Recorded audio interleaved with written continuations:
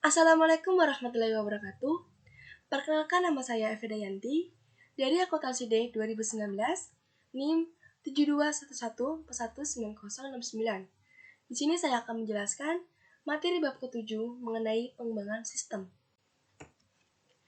Yang pertama ialah siklus hidup pengembangan sistem, yaitu ada pendekatan sistem yang merupakan sebuah metodologi. Arti dari metodologi itu sendiri merupakan suatu cara yang direkomendasikan dalam melakukan sesuatu. Dan ada juga pendekatan sistem, yang merupakan metodologi dasar dalam memecahkan segala jenis masalah. Dan siklus hidup pengembangan sistem ini seperti aplikasi dari pendekatan sistem bagi pengembangan suatu sistem informasi. Kemudian ada CDLC tradisional, merupakan jika suatu proyek ingin memiliki kemungkinan berhasil yang paling besar, dia harus meliputi tahapan-tahapan seperti analisis, perencanaan, desain, implementasi, dan penggunaan. Kemudian ada prototyping atau bisa disebut dengan prototipe, yang merupakan satu versi dari sebuah sistem potensial yang memberikan ide bagi para pengembang dan cara pengguna.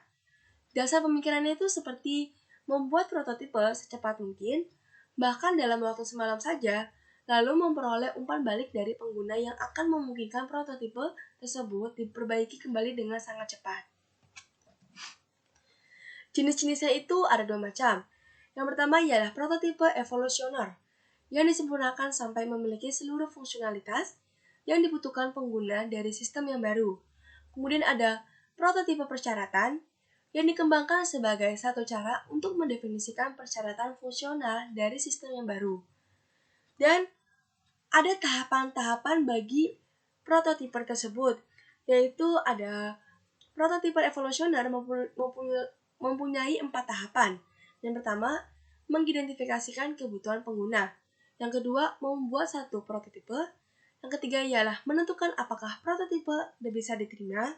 Kemudian ada menggunakan prototipe. Dan kemudian ada pembuatan suatu prototipe persyaratan memiliki 4 angka, yaitu membuat kode sistem baru, menguji sistem baru, menentukan apakah sistem baru dapat diterima, dan membuat sistem baru menjadi sistem produksi. Daya tarik prototyping atau prototipe itu ada membaliknya komunikasi antara pengembang dan pengguna. Mengembangkan dapat melakukan pekerjaan yang lebih baik dalam memerlukan kebutuhan pengguna. Kemudian ada pengguna memainkan peranan yang lebih aktif dalam mengembangkan sistem, dan implementasi menjadi jauh lebih mudah karena pengguna tahu apakah yang diharapkannya. Kemudian ada potensi kesulitan dari prototipe, yaitu adalah karena mereka itu terburu-buru dalam menyerahkan prototipe, dapat menyebabkan diambilnya jalan pintas dalam definisi masalah. Kemudian ada penggunaan dapat terlalu gembira dengan prototipe yang diberikan. Semisal, saya mendapatkan suatu prototipe yang saya inginkan. Wah, saya sangat bahagia, sangat gembira. Tapi saya tidak bersedih karena saya ingin dan saya berharap apa yang saya inginkan itu tercapai. Dan akhirnya tercapai juga. Kemudian ada prototipe evolusioner bisa jadi tidak terlalu efisien, dan antara muka komputer manusia yang diberikan oleh beberapa alat tertentu kemungkinan tidak mencerminkan teknik-teknik desain yang sangat baik. Kemudian ada pengembangan aplikasi cepat. Satu metodologi yang memiliki tujuan yang sama dengan prototyping, yaitu memberikan respon yang cepat atas kebutuhan pengguna, namun dengan lingkup yang lebih luas adalah RAD. Istilah RAD itu seperti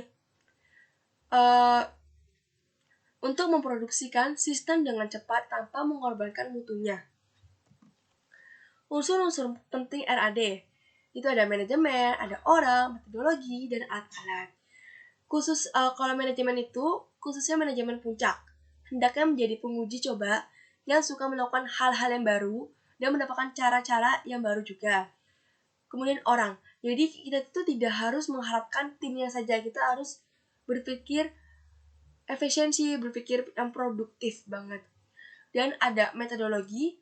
Jadi metodologi ini adalah siklus hidup RAD. Jadi tanpa adanya metodologi RAD ini tidak bisa hidup. Selanjutnya ialah pengembangan berfase. Suatu pendekatan bagi pengembangan sistem informasi yang terdiri atas 6 tahap, seperti investigasi awal, analisis, desain, konstruksi awal, konstruksi akhir, serta pengujian dan pemasangan sistem. Kemudian ialah contoh fase-fase modul sebagai berikut. Sistem telah dibagi menjadi 3 modul utama, yaitu pembuatan laporan, basis data, dan antarmuka web. Modul akan bervariasi untuk masing-masing sistem, mulai dari 1 hingga selusin. Dan dari ke-6 tahap yang baru saya sebutkan itu dilaksanakan secara terpisah, tidak bergabung-gabung. Kemudian ada inisiasi strategis proyek-proyek BRP. BRP memiliki potensi pengaruh dramatis pada perusahaan dan operasinya hingga proyek-proyek seperti ini biasanya dicetuskan di tingkat manajemen strategis. Rekayasa terbalik dan rekayasa ulang. Rekayasa terbalik adalah proses menganalisis sistem yang sudah ada untuk mengidentifikasikan unsur-unsur dan saling keterhubungan dengan unsur-unsur lainnya. Kemudian, rekayasa ulang itu seperti merancang ulang sebuah sistem seluruhnya dengan tujuan mengubah fungsionalitasnya.